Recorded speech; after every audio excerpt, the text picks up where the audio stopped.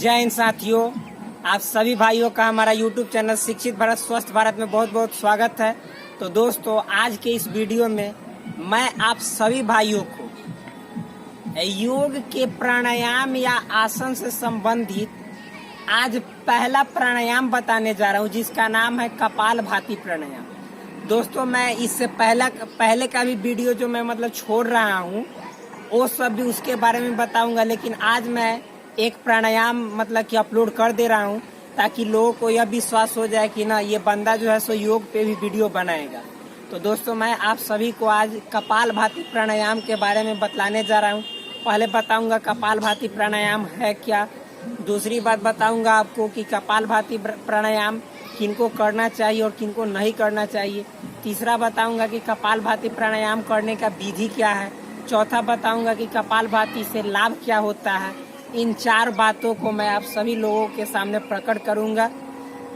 तो दोस्तों, हम शुरू करते हैं अपना पहला प्राणायाम, जिसका नाम है कपालभाति प्राणायाम। तो दोस्तों, सबसे पहले कपालभाति प्राणायाम जानते हैं कि होता क्या है। देखिए, नाम समझिएगा, कपालभाति। कपाल मतलब होता है हमारा खोपड़ी, भाति मतलब उसकी चमक, तेज, ग्लो।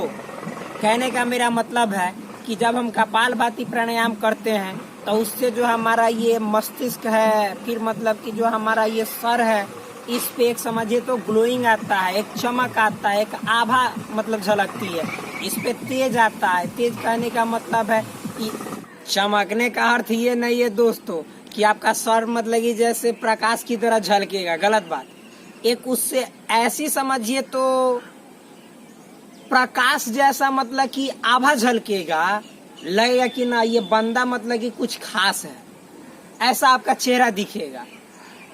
तो दोस्तों, मैं आप सभी भाइयों को आज बतलाने जा रहा हूँ कि कपालभाति प्राणायाम करे तो कैसे करें। बहुत सारी इससे संबंधित बातें बताऊंगा आपको। तो शुरू करते हैं। तो दोस्तों, मैं आप सभी भाइयों को आज कपालभाति प्राणायाम के बारे में बतलाने जा रहा हूँ, करने की विधि क्या है। सबसे पहले दोस्तों ध्यान रखिएगा, एक्सरसाइज करते समय, प्राणायाम करते समय, आसन करते समय आप अपना जो कपड़ा है लूज पहने, ढीला पहने। आपके पास चाहे किसी भी प्रकार का कपड़ा हो, लेकिन ढीला पहने, आपको फायदा मिलेगा। तो दोस्तों, हम शुरू करते हैं कपालभाति प्राणायाम करने की विधि। सबसे पहले दोस्तों, हम अपनी पैर, जो मेरा दायां पैर है इसको बायां जंघा पे रखेंगे, और जो बायां हमारा पैर है इसको दायां जंघा पे। कहने का मतलब है दोस्तों, सर्वप्रथम हम पद्म आसन की अवस्था में बैठ जाएंगे। मैं सभी चीज के बारे में वीडियो डालूंगा, आप पहले समझ जाइए। इस अवस्था को पद्मासन की अवस्था बोला जाता है। पद्मासन की अवस्था में बैठ जाने के बाद दोस्तों, हमें ध्यान की मुद्रा में आ जाना है, इस तरह से।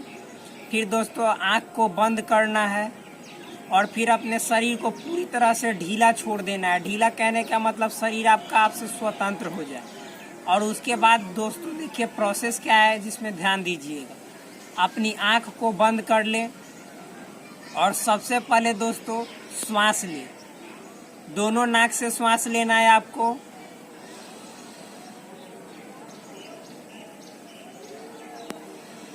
फिर छोड़े। 1 2 3 के बाद दोस्तों स्वयं ऑटोमेटिक हो जाएगा सांस छूटना और फिर लेना। देखिए दोस्तों करने की विधि।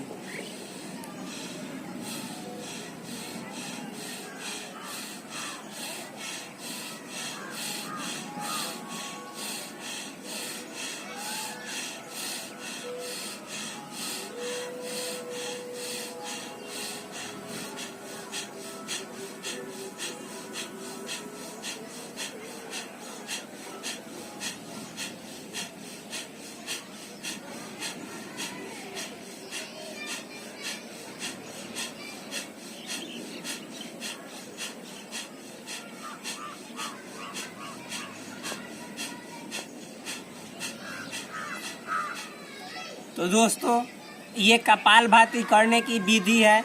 मैं इससे संबंधित बहुत सारी बातें आपको अभी बताने जा रहा हूँ। तो दोस्तों, इसमें सावधानी यह रखनी है कि आप कभी भी खाना खाने के तुरंत बाद कपालभाति प्राणायाम कभी न करें। इससे आपको घाटा होगा। हमेशा आपको समझिए तो और फायदा के बजाय नुकसान होना शुरू हो जाएगा। फिर दोस्तों कपालभाति प्राणायाम करते समय हमको एक इस तरह का मैट ले लेना आवश्यक है। अगर आप मतलब समझिए तो नीचे धरती पे कीजिएगा तो जो आपके शरीर में एनर्जी आता है वो सब समझिए तो उसमें समाहित हो जाएगा, जिससे आपको किसी भी प्रकार की फायदा नहीं होगा। तो दोस्तों ये सब सावधानी है, छोटी मोटी सावधानी है। फिर दोस्तों मैं आपको बतलाऊंगा कि कपालभाति प्राणायाम किन लोगों को करना चाहिए और किन लोगों को नहीं करना चाहिए। दोस्तों यदि जो लोग मतलब कि अपने पेट का ऑपरेशन करवाए हुए हैं उनको कपालभाति प्राणायाम डॉक्टर की सलाह लिए बिना कभी नहीं करना चाहिए। दूसरी बात है दोस्तों, जिन बच्चों का भी उम्र बहुत कम है उसको प्राणायाम चाहे किसी भी प्रकार का आसन न कराए तो ही बहुत बढ़िया है। जिसका एज 12-10 हो गया है उसको आप मतलब योग का अभ्यास करा सकते हैं, उससे कम एज वालों को योग उतना जरूरी नहीं भी है। ये दोस्तों बात मानने लायक। फिर दोस्तों मैं आप सभी को बतला देना चाहता हूँ कि अगर कोई औरत का पीरियड चल रहा है, फिर मतलब मान लीजिए कि वो प्रेग्नेंट वुमेन है, तो औरत को कपालभाति प्राणायाम कभी नहीं करना चाहिए। सर्दियों में हमें ध्यान रखना चाहिए कि कपालभाति प्राणायाम कम समय तक करें, अधिक देर तक न करें। फिर दोस्तों मैं आप सभी को बताने जा रहा हूं कि अब कपालभाति से फायदा क्या होता है। तो कपालभाति से बहुत सारा फायदा है। सबसे पहली फायदा है कि पेट से संबंधित किसी भी प्रकार की बीमारी होगा ही नहीं। सबसे पहली फायदा और सबसे महत्वपूर्ण फायदा याद रखिएगा दोस्तों, यदि आपका पेट सही नहीं है तो दुनिया सही नहीं है, क्योंकि सब बीमारी पेट से ही संबंधित होता है। आपको जितना बीमारी है सब बीमारी पेट से उत्पन्न होता है और पूरे बॉडी को बर्बाद कर देता है। तो सबसे पहले आपका पेट इतना मतलब स्वस्थ रहेगा और अच्छा रहेगा, आपकी पाचन शक्ति, कब्ज सब दूर रहेगा, पाचन शक्ति मजबूत रहेगा। पेट से जितनी मतलब कि अनर्गल समझिए तो आप मतलब कि बास निकालते हैं मल द्वारा, गैस गलत अनाप शनाप निकलता है, वो सब दोस्तों इससे ठीक रहेगा। कभी भी आपके पेट में एसिडिटी अम्लता नहीं बनेगी, गैस्ट्रिक उसी को बोल रहे हैं, गैस्ट्रिक नहीं बनाएगा दोस्तों। ये फायदा सबसे महत्वपूर्ण फायदा है। दूसरा फायदा है दोस्तों, आपके चेहरे का जो ग्लो है मतलब चमक है वो हमेशा बना रहेगा। आपका जितना अंग प्रत्यंग है वो सब एक तरह से समझिए तो ग्लो की तरह मतलब कि उस पे ग्लो आएगा, एक चमक आएगा पूरे बॉडी पे। फिर दोस्तों जो अगली फायदा है, आप यदि कपालभाति प्राणायाम कीजिएगा तो जो आपका बाल है, फिर आपका जो आँख है, इससे सब प्रभावित होता है। जो ये आपका समझिए तो कंठ है, ये फिर फेफड़ा है, ये सब समझिए तो श्वास से संबंधित है, इसमें श्वास का ही खेल होता है। ये सब स्वस्थ रहेगा और सुचारू रूप से काम करेगा। तो इससे अनंत फायदे हैं। आप सबसे पहले इस योग को मतलब इस प्राणायाम को करके तो देखिए कितना फायदा मिलेगा। और हाँ दोस्तों, कपालभाति प्राणायाम कभी भी खा के तुरंत बाद करने का प्रयास न करें, उससे नुकसान ही नुकसान है। ज्यादातर हम बताएंगे आपको फायदा सुबह में करने से होगा, शाम में भी हम सलाह नहीं देते, सुबह में कीजिए, बहुत फायदा मिलेगा, अनंतो फायदा। इससे 99% जो रोग है वो हमारे शरीर से दफा हो जाता है, दूर हो जाता है और हमारा शरीर हमेशा स्वस्थ रहता है। तो मैंने करने की विधि भी आपको बतला दी। तो दोस्तों आप यदि इस वीडियो से लाभान्वित हो रहे हैं तो मेरा सहयोग करें और आगे की ओर अग्रेसित करें, मतलब बढ़ाने का प्रयास करें।